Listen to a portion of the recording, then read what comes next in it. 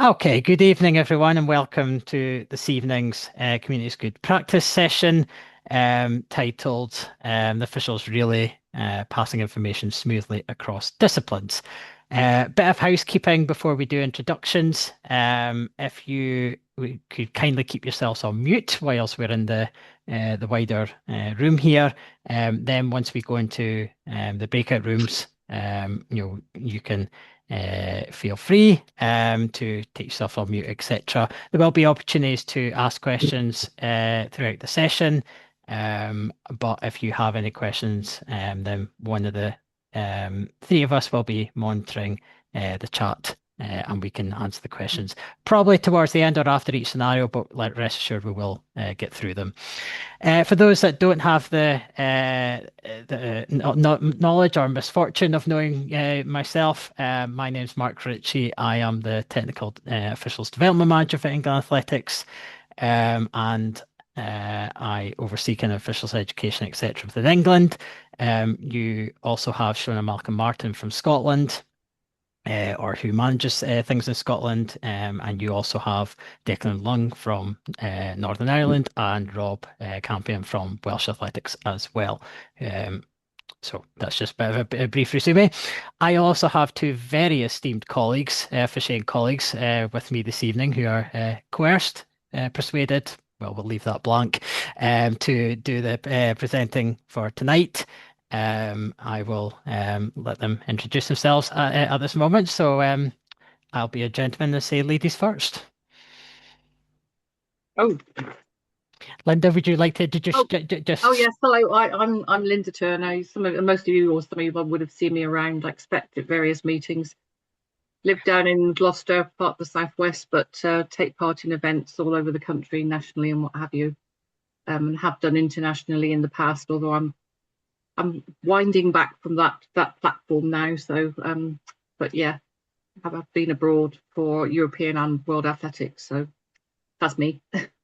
thank you very much. And Mr. Delgado. Thank you, Mark Delgado.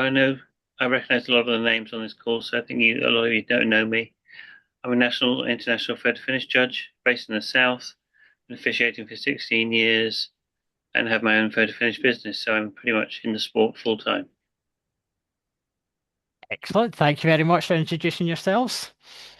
So, quick agenda for this evening. We will cover the 7 C's of communication, and just a general concept of communication, within the sport, but also kind of in general life. We will then move on to scenarios, and we'll go into breakout rooms, come back into the wider room to discuss them. And then we will go through a bit of a summary and then any questions at the end. So that all seems rather straightforward, says he rather tentatively. So we will get cracking on with the agenda. So hopefully we are discussing communication tonight, as it says on the title of the slide there.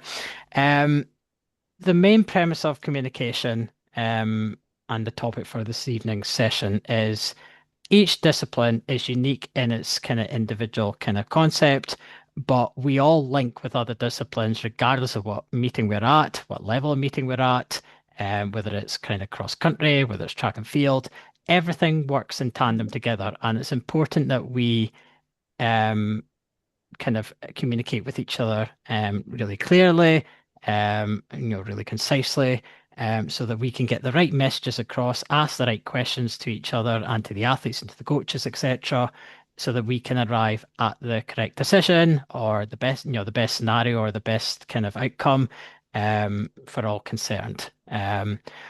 So this was kind of partly taken from a lecture that I did too many years ago, and it centers around the 7 C's of communication. As you can see on the screen, that reference is clear, concise, concrete, correct, coherent, complete, and courteous. And on the right hand side, it really kind of it goes through a bit of kind of, and apologies if I'm teaching people how to suck eggs here.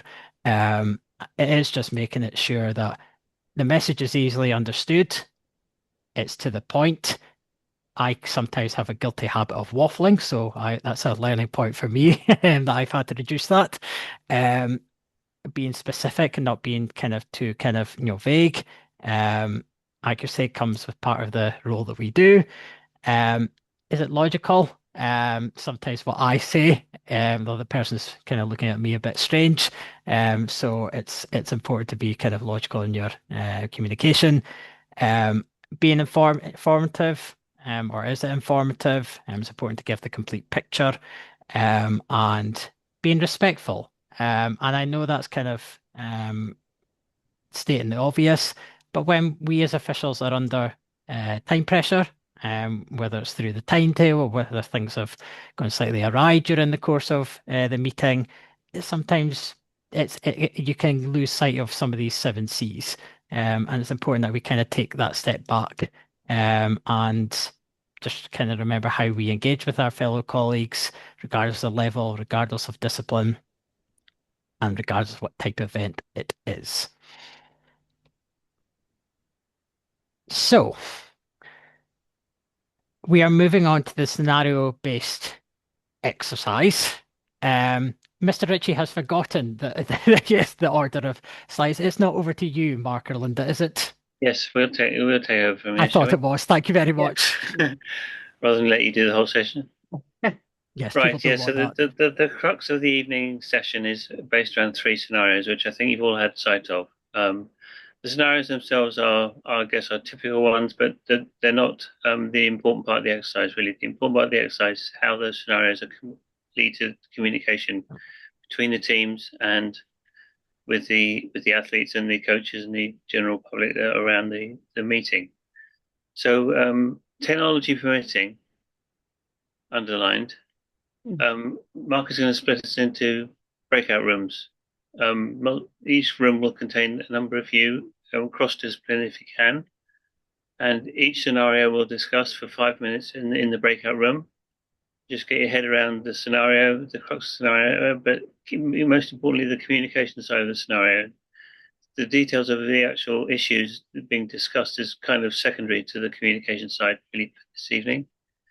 Once you've had the 5 minutes chat, then we'll come back into the big room and we'll have a more general discussion about what you've discussed.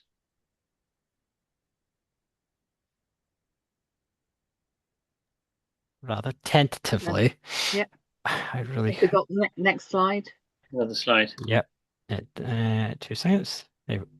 Yeah. There we Okay. go. So when we go through each scenario, we'll do them one by one.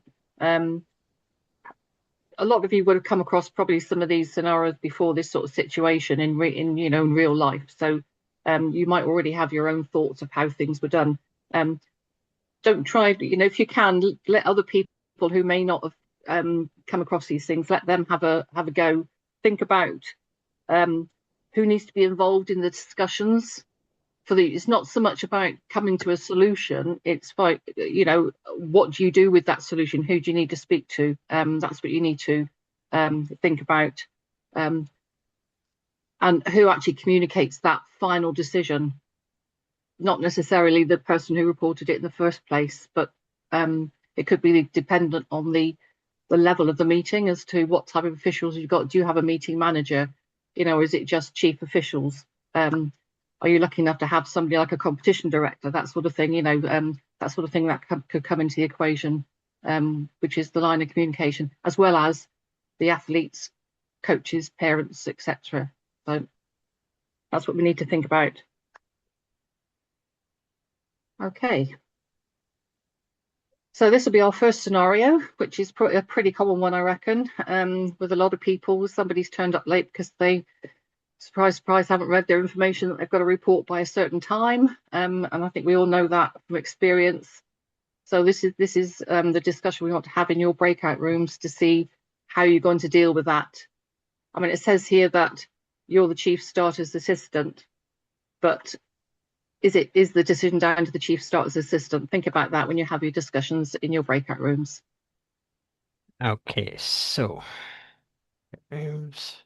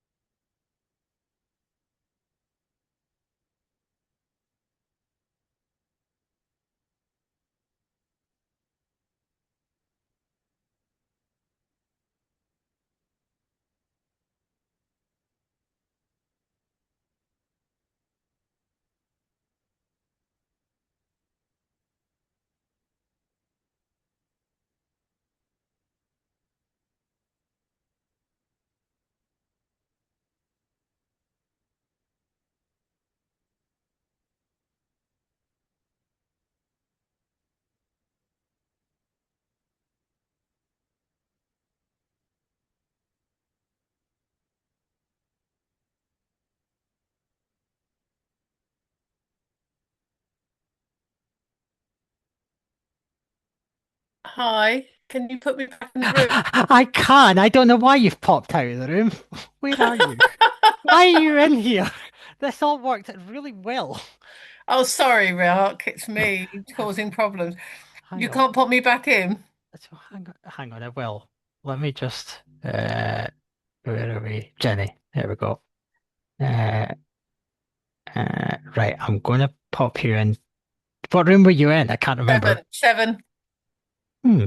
It's not allowing me to pop you back into six. I'm gonna pop you into six. Anyway, you'll pop into six. Oh, okay. Hopefully you will go into six.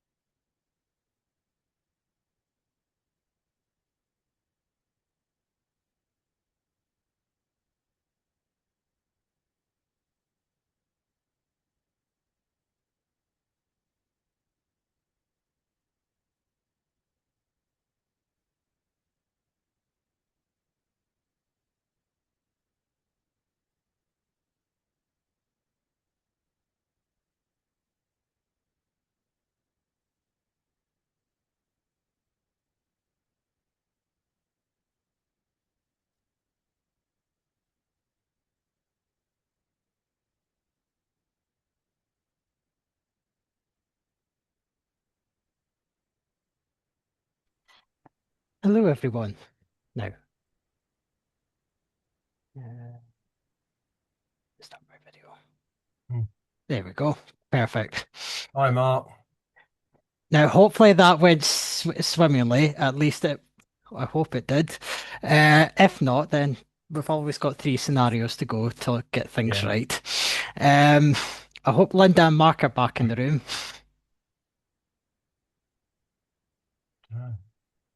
Uh, where is? I've got it's catching up with itself.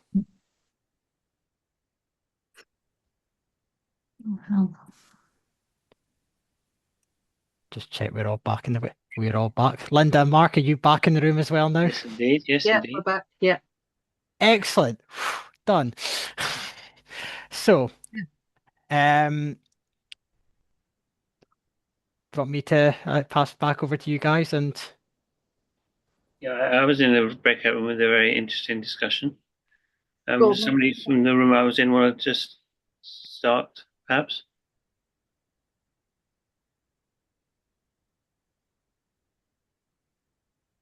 Right, can you hear me again? we can, Jeff, loud and clear. Yeah. So do you want me to start? Sure. Yeah. So under World Athletics rules, the short answer is no. That's what it states. However, because the event is deemed to be seeded and the event is closed, so officially that race is closed to the athlete. However, it's not quite straightforward as that to whether he races or not because of the reason why he's late or she's late. And the decision wouldn't be the chief starter assistant, it would be the meeting manager or the start coordinator, start referee rather. So we're going to the land really of why the athlete was late. Yeah, I mean, at this event, we'd be under UK rules, so there wouldn't be a start referee at a county champs. So we'd be meeting manager? There should be a meeting manager at county champs, yeah. So yeah, so it'd be I would assume it'd be their discretion whether or not the athlete can race. Why was the athlete late in the first place? Yeah. Was it miscommunication? Was it were they told the incorrect information? So if the athlete is going to be told that they can't compete, who would pass that? Who would speak to the athlete? Who do you think that should be? Well, if there's a meter manager there, I guess it'd be them, unless it's a chief starter assistant. But I don't think chief starter, that's not his remit. It would be the meter manager if there's no start referee. Yeah, and obviously depending on the age of the athlete, you'd have to be careful that you empathise and explain the situation. And hopefully they're competing in something else later in the day. But yeah.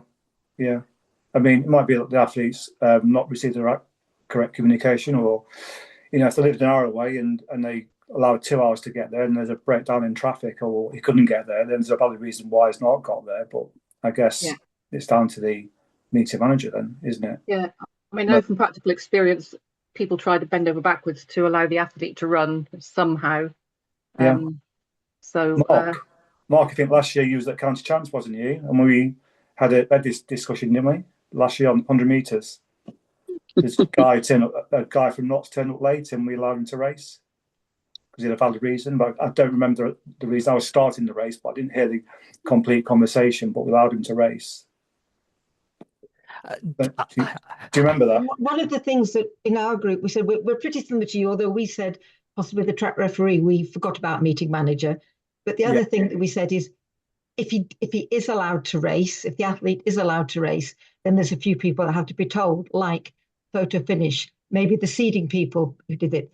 And we were doing things like if it is heats, then chances are there's going to be some lane free somewhere.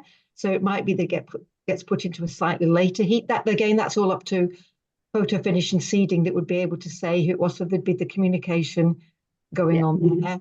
And then if they had to use new start lists, track referee would probably need to know. Again, it all depends on what technology is available there. But we're along the same lines as you. Our initial thought was no, they're not allowed to race. But then we said well, let's say that they are allowed to race, but they're obviously bringing in the people that do need to be. So there's quite a lot. There's obviously a couple of different solutions that you could have to this, depending on what state the track is at the time. Are they on the first heat, the last heat, or whatever? Is it practical to allow them to run, etc. Yeah. And in a lot of cases, it could be the CSA that does a lot of the communication because they've got the radio with photo finish. Well, in our case, we'd have the radio with photo finish because I think a key thing there is in order for them to race, photo finish has to know that they're on the track and they have to have them in their system. Otherwise, the person isn't going to get a time. So Yeah. it's just little things like that. It was always, if this and if that. But I think we're all probably talking along the same lines. Yeah. I'm sure we've come across this situation ourselves, all of us. So if this was a young athlete, under 14, under 12, obviously the key communication is probably with the parents as well as the athlete. From respect of allowing the athlete to run or not. And that changes the style, I think, of what needs to be said. Yeah, it's about trying to educate both the athlete and the parent about maybe the correct protocol. They could be completely new to athletics and they just didn't realise. So, let's try and educate them so we don't scare them off. They want to come back and do more. Indeed. Can I come in here? In Scotland, for Scottish athletics organised events, which would have been a county championship, on page 1 of the instructions to athletes, they give a phone number if they're going to be late, and they can phone that number. Yep. And say roughly, if they can get an idea how much time before they get to the stadium, and then seed them into a later heat. If they're there on time, fine. If they're not there, well, the heat goes without them. We've made the effort to get them in. Yeah, and most competition providers will do that, but time and time again, athletes don't read the information they're sent. Even at the UK Championships, they'll turn up and they won't have called it ahead of time to let you know they're coming late. They'll just pitch up and expect to run. Well, that's been a really good conversation. It really has been really worthwhile. Shall we move on to scenario number 2? Right. Okay, this is for all you endurance people, which is not me anymore. But I believe this is a case that has happened for real in the past. So when we go off into our groups, have a think, the age of the athletes, what happened, and what do you think should happen, and what should happen with the final results. Okay, so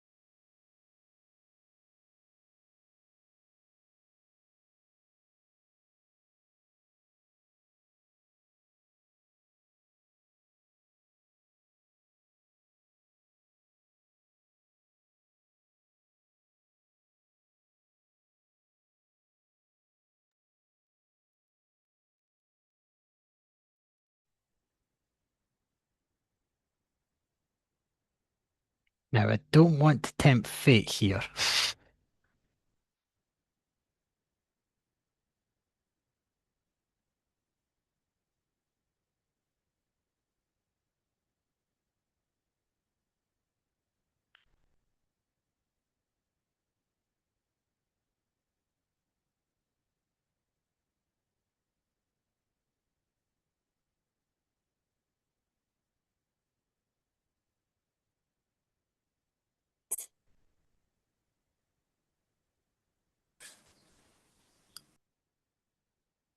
Don't tell me this has worked for 2 scenarios out of the 4. I'm back. To me, I'm literate with computers. This is all going beyond this recording as well. As for authenticity, Linda and Mark, are you back in the room? Yeah. Back. Yeah. Excellent. I will pass the baton back. Well, I mean, if somebody from my room, well, in fact, I started in one, then I got thrown out into another room. So from the second room, is there somebody that wants to feedback what they talked about? I will. Thanks, Dave. Yeah. Well, the first question is whether the athletes ran long or short. That could have a bearing on whether they're included in the results or not. But the hard answer is that it's the responsibility of the athlete to run the advertised course. And so you're probably looking at a disqualification. But as was stressed in our group, it's the communication of that decision that's the hard part here, and doing it sensitively and dealing with the appropriate people. You can't disqualify the athletes though, because it wasn't their fault. It was the fault of the marshals. So if they've done something that wasn't their fault, they can't be penalised for it. The question doesn't say who was at fault. They say they were misdirected. So By one of the marshals. yeah, so really, if the marshals misdirected them, that is not their fault. They knew the course. However, did the end result affect any kind of team points? So then down to the referee of the course to find that answer out for them, isn't it? Who misdirected them? Why? Did it affect the end result? Did it affect team result? Yeah. I mean, I'll jump in here.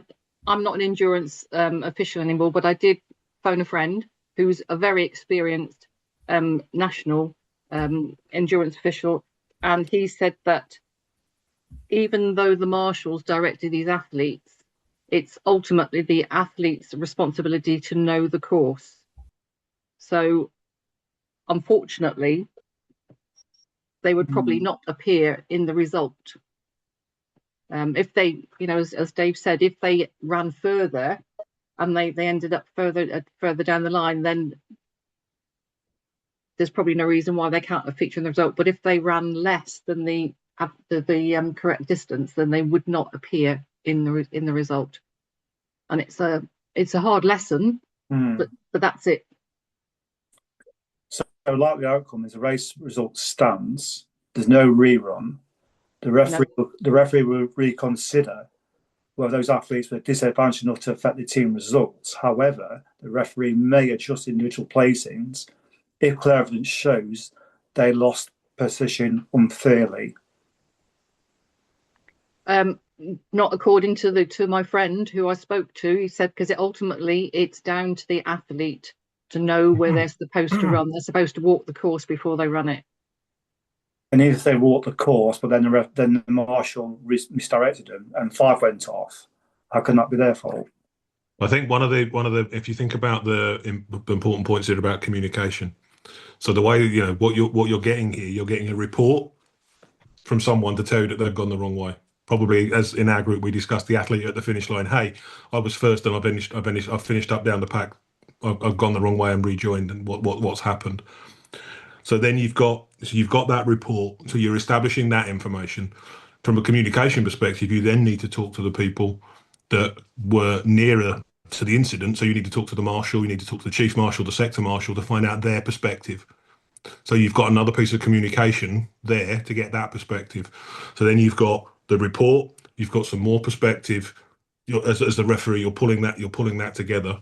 You can then look at the facts and understand what the situation was. It's a national cross country championship, so there are all of the selection pieces that you've got here. So you've got communication potentially with the competition organisers. You've got to make sure that medals aren't presented. Whatever's going on, there's lots of communication that leads you up to the decision. And then Linda's right. That's exactly the way that we're taught as endurance officials. That in terms of the result standing, but in the communication angle, there's lots of communication to happen to determine what the facts were, to then make the decision and then communicate that decision. Bearing in mind this is a national championship, it's going to be live streamed, so there's probably going to be a media statement that's required. Who's going to prepare the information for that as well? There's lots of back and forth communication in this that goes way beyond just what's the decision and how we decide the decision. You think about all of those different pieces there. Exactly. It wasn't just one athlete, it was 5 that were all together in the lead. I mean, obviously we can show sympathy for the athletes, but at the end of the day, from the practical point of view, you know, they cannot appear in the results. Certainly if they've run less distance. The key thing about this particular incident, is, or also the scenarios for tonight, the decision can, sometimes vary depending on the level of competition. But it's, as Stuart kind of pointed out, it's who do you communicate with, why do you communicate with them, and what decision do you need to get out of it, and who do you need to communicate that with. I think Stuart put that really well. Yeah. Now, don't want to tempt fate here. We'll move on to scenario number 3. Oh. Right, I'll take this one, I think. This is obviously a scenario that's very unlikely to ever happen because it involves a mistake by photo finish, which obviously doesn't happen. Hypothetically, let's go with it. You've got a result where it's an athlete being missed off, and that's affected qualifying for the next round of a 200 meters. See what we think.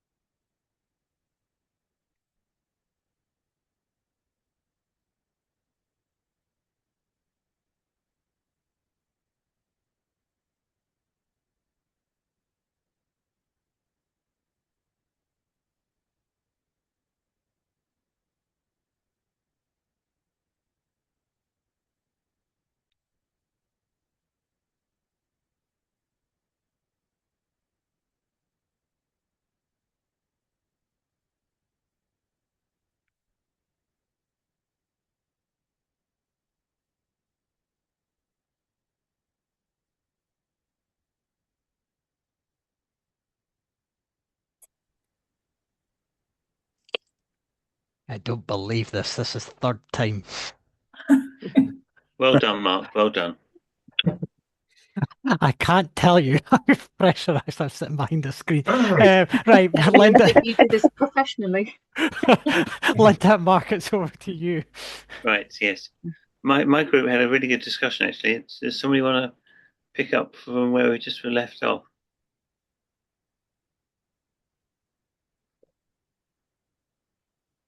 Nope.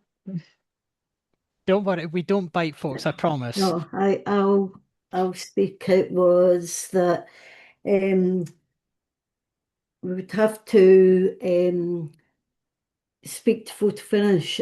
As the track referee, we're going to speak to photo finish to see if the athlete was indeed missed off by photo finish.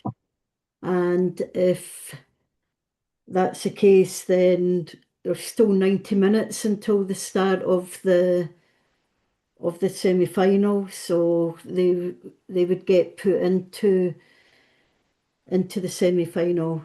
But we would also have to speak to the athlete that was getting moved out, was being knocked out of the semi-final, and explain to them that an athlete had been missed off the results, the original results.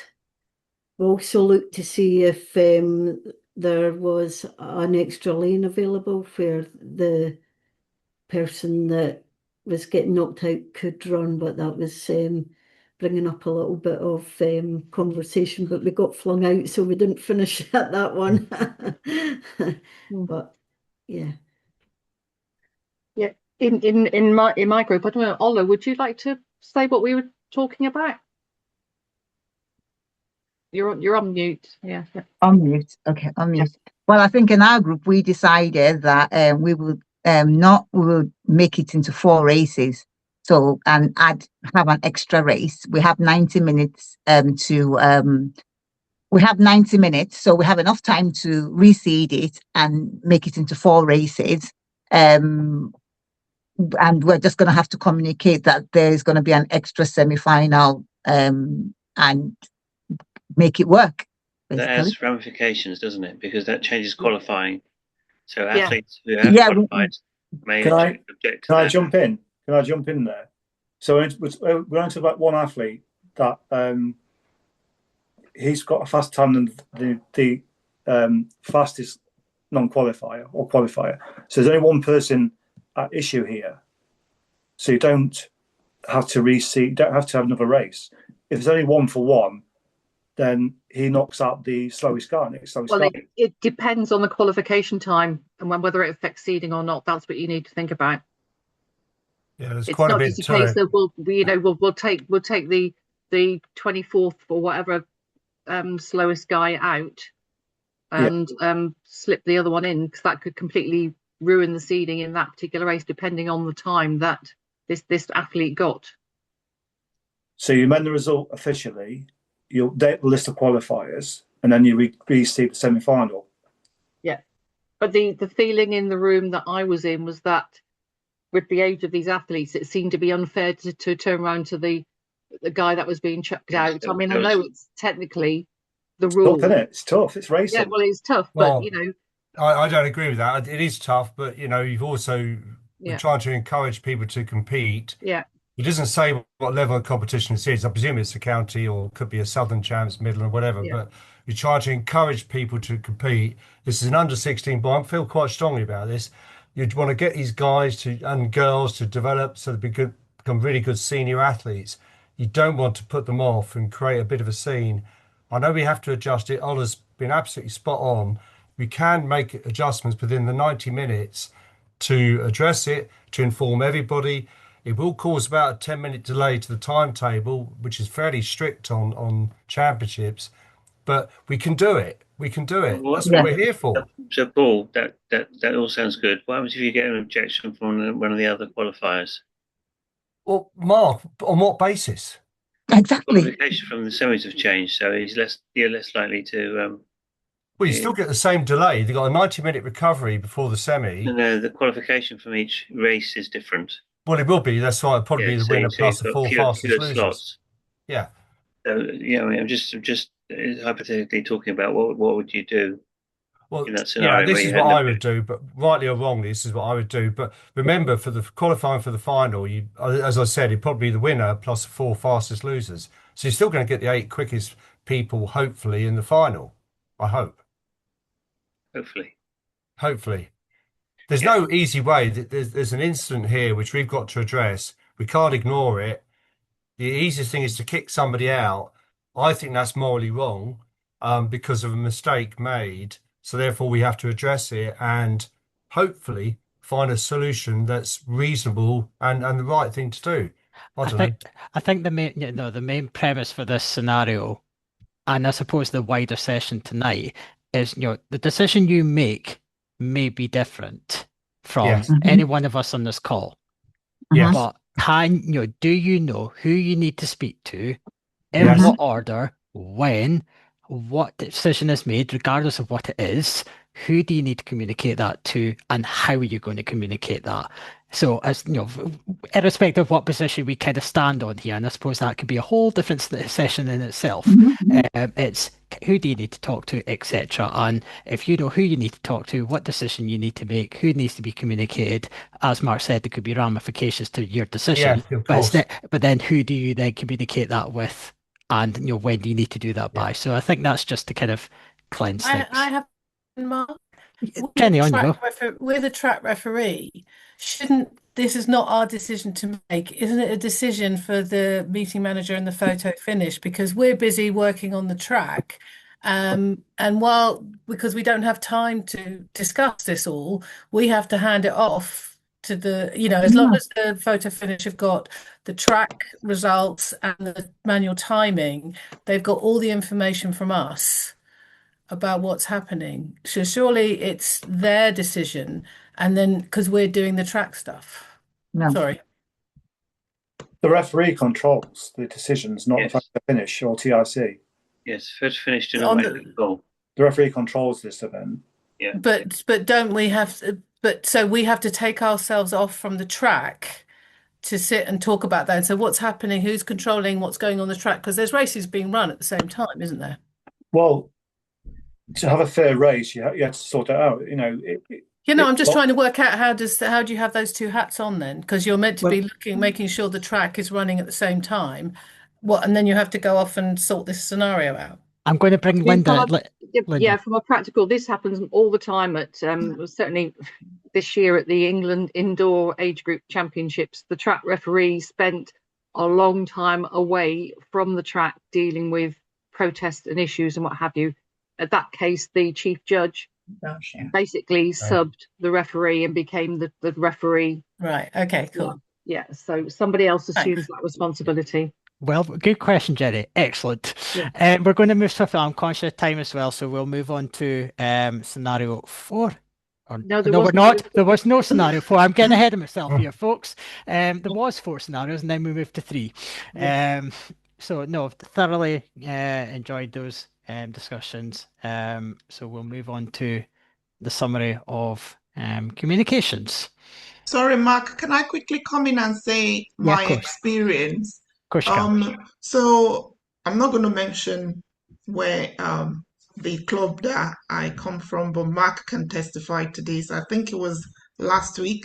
We have a similar scenario like scenario 3, and the track referee actually asked the question from the judge. I was on the judge stand. If we pick up the athlete that was messed up by the photo finish, and we all confirmed we did. We were excited, and it was confirmed that, okay, there's a reason for us to be here. Technology gets it wrong sometimes. So, and the referee, she was communicating with the photo finish, and we were at the judge stand, and we continued with what we were doing. So the referee was communicating with, I believe, the photo finish and the timekeepers as well. So the end of it, I didn't really know the outcome, but I think it went on smoothly, really. So yeah, it's all about communication at the end of the day. I just want to share my experience. Yeah. That's honestly really good, and I think we all live and learn and officiate, like regardless of what level we are on this call, what discipline we're from, that literally we're all here to learn from each other. It doesn't matter how many years we've done, some of us will remain commentless on that one. But literally we're all here to, learn, and through each scenario we all grow as officials and grow as a community. So no, fantastic. I really appreciate that. There is no fourth scenario. So we'll move on to the summary. Is this where I take over? I think it might. No, it's actually still. So I'll kick off on this one if you like. I mean, creating the welcoming and genuine. You've got to be courteous to people at all time. The last thing you want is to start getting people's backs up and become aggressive. Don't try if a lot of the times you have to give disappointing decisions. You tell people what they don't want to hear. They've been disqualified, or no, they haven't qualified, or something's happened. You have to try and get that across to them, and try and be as empathetic as possible. Try and use it as an education process to let them know why the decision was made. Don't just sort of stand there and say, "Oh, this is what's happened," because that's the rule. We don't want to. I mean, back in the day when I first started out, we were known by a lot of people as the Blazer Brigade. We want to be more approachable so people can come to us and ask questions. And we've got to try and educate people. And by doing that, with all these different verbal, non-verbal communication, your body language, being empathetic to somebody, I've found many times when I've explained to people why they've been disqualified, for instance, the rule they've broken and why it happened, they've gone away. They may not be entirely happy, but they've understood it, and hopefully next time they run that, they'll remember that and they won't get it wrong. So, I mean, that's the sort of message we need to get across. Yes, we need to make the competition as fair to everybody by applying the rules, but, let's just, do it in the best way we can to make it an enjoyable experience for everybody. The rules are there for a reason, but in the main, and there are maybe one or two exceptions I can think of, in the main, the rules are there to be fair to everybody, and they are fair. So rather than hiding behind the rule numbers, I think just explain the scenario in terms of fairness, and why the decision has been made to be fair to the other athletes, to everybody. And then I think rather than just quote rule numbers, I think that's a much better way of addressing the situation. You get a much better response typically by doing that. There is flexibility built within rules. We have a really privileged position as officials at all levels, all disciplines, at all meetings, to educate, and not in a kind of an authoritative way. We've got a privileged position to be able to educate athletes, parents, coaches, ourselves, fellow officials. It's how we do that education process. As Mark said, if we hide behind rules, then we are going to kind of, to quote Linda, kind of get back to that kind of Blazer Brigade kind of persona. And we want to be as embracing and welcoming, because that helps recruit others. Yeah, I mean, thinking about the level of meeting that you're at, if it's a local open meeting, that's a brilliant place for people to learn, especially the young athletes. And we don't want to put them off. We want them to enjoy their experience. So rather than say, no, you're disqualified, try to explain to them and say, oh, you shouldn't have done that. What you need to do, remember next time you run, and hopefully next time they run, they'll be okay. Yeah, bit of empathy. Yeah. Never goes amiss. Absolutely. So I'll stop sharing the screen, and if you have any question, I know we're slightly over time, but if you would like to kind of raise your hand or use the hand function or wave at us frantically, we'll pick up any questions. Jeff's got one. A quick question, guys. The scenario around empathy towards obviously athletes and parents, etc. Is that actually part of any of the courses, whether it's level 3, level 4, or courses that you could apply these scenarios and then put an empathy string around it so we learn better? I know it's common sense. I mean, it's something you learn as time goes on and working with other officials. I mean, there is nothing written. You know, it's just something you pick up and you learn by working with people. So are we going to get a summary of each question after the course today? Yes, we are absolutely, Jeff. I promise you that. It'll be done by Mr. Ritchie tomorrow morning. Okay, good stuff. And Mark, we spoke about, I know we spoke about the other stuff, about the CSA and STAR coordinator. So a webinar on that would be great. Yeah. Any other questions about communication or through your experience or any kind of what you've learned tonight? Or, I think the theme for me is, we can all work on communication. I will say as a fellow male of society, I can get things wrong from time to time. We all can learn from each scenario and kind of take the point that was just mentioned about, how do we work on that empathy? If we share the scenarios and we share our experiences of kind of different scenarios, then collectively we will grow, as a community. Dominic, you've got your hand raised, sir. Apologies. Over to you. Two questions. One, I'm a level one just starting out, but lots of people on the track know me because I've been a coach for 25 years. So with scenario 3, if someone approached me, what do I do? And then the second question is, with scenario 3, forgive me, but it is possible for someone to have a faster time if seeding published says it's the first 3 plus 2 fastest losers type thing. So I'm not sure I heard anyone say that, what the communication to the person who says that. I think what I learned on my course is you listen, you thank them for coming to you with this, you tell them what your next action's going to be, or you tell them who you're going to pass it on to because you're a lowly level 1 judge and you're not the person who's going to make the decision. And then before you pass them on, you ask them if there's anything else. So there's the two things. One, were we clear about the concept of seeding? Because that happens all the time at national events. Someone's faster than the person who was the 24th who went into the semis, but they were 4th in their heat. Yeah.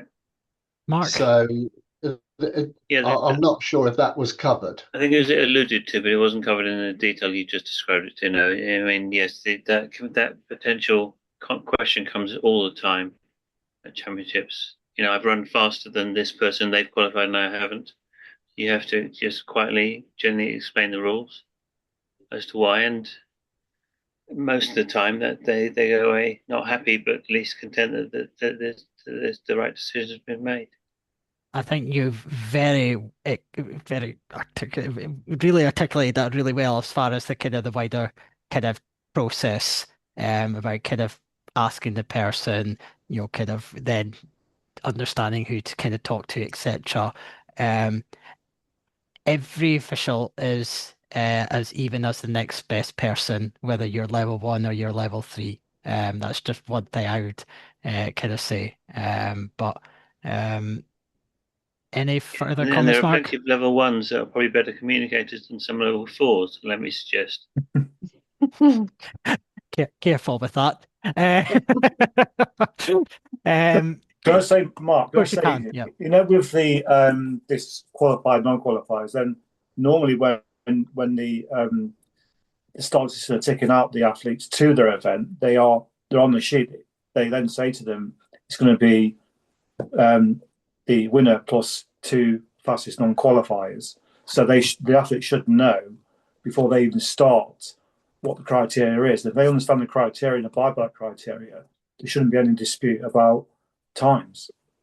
It still happens all the time, I'm afraid. I know it happens. Mum and dad don't quite know the nuances, or all the athletes don't know the nuances. They're told at the start line, but they don't really take it in. I know they don't, because I race myself, and sometimes it's but if they're given the information and they can't dispute that information, it's just their lack of remembering, I guess. Yes. But if it's clearly stated on the sheet, this is what's going to happen, and it's in bold, then they can't dispute it. But one of the things that people get confused with is that, I mean, obviously, if people qualify on place, that takes precedent over on time, and somebody who qualified on place could be slower if somebody else was in a faster heat, for instance, and that's where confusion will come in, and people will complain because they were in a faster heat, and they didn't qualify, but someone who qualified on place, that's why World Athletics have changed the. You've got Steve Crum banging all the time about this, haven't you? On TV. Well, I mean, this is where you need to rely on athletes submitting the correct PBs or seasons best, so that seeding can do its job properly. So Then we get started on lane allocation. Yes, I was about to say, well, we could cover a whole session on this particular topic, so we can bag that for later in the year. But no, top comments. I'm conscious of time. We have run over, but I think it has been really worthwhile, being able to kind of cover these scenarios and talk about communication and how we learn from scenarios like this. You may have other scenarios that you've experienced yourselves or witnessed. Please send these in. Please don't name any individuals, but we can always kind of learn from scenarios. Also, if you have any other topics, I know, Jeff, you kind of covered kind of CSA and kind of start coordinator. If you have any other topics, then please send them into your home country officiating lead. And we will cover these in the near future. But one last opportunity for any further questions, or if we've exhausted. Yes, I have. In the case of the cross country one, if the 5 leading runners turn about and backtrack and rejoin the race, is that okay? Endurance colleagues I on the would call? think yes. Anybody like to take themselves off mute from the endurance persuasion? I think they can, because in that race in the States, on road race, they turned back, didn't they? And some of the runners actually finished in 3rd place, I think, or something. So can they not rejoin the race? Yeah. I don't see why not. They run the right course, despite the fact they've run further. That's them, but they've joined the correct course and they've run the correct race. Yeah. But the fact they may be mega fast and overtake everybody and regain their place at the front, then I wish them well. Yeah. Yeah, I too also wish them well. But yeah, I think we will get kind of confirmed positions. Obviously, as we said tonight, sometimes can differ in terms of level of competition you're at. But everybody will get a copy of the recording later in the week. Can't promise it'll be tomorrow. But a copy of the recording, the presentation, and kind of answers for the scenarios. But I'd just personally like to thank Linda and Mark for presenting tonight. Thank you. I think it's been really informative and really worthwhile, and I think maybe this is something we kind of carry on for future kind of seasons. I think it's always useful to share knowledge, etc. So, but lastly, thank you to you guys for joining this evening. It really has been really worthwhile, and I've thoroughly enjoyed kind of listening to everybody's comments and learning from each other. It's why we're in officiating. And like I say, it doesn't matter whether you're level 4, 3, 2, 1, been in it for 20 years, 5 or 1. We're all the same. We all learn from each other, and we're stronger together, not apart. So thank you very much for your attendance this evening, folks. And I wish you a very pleasant evening, and take care. Thank you. Thank you. Bye, everybody. Bye. Thank you. Bye. Thank you, Mark, Linda.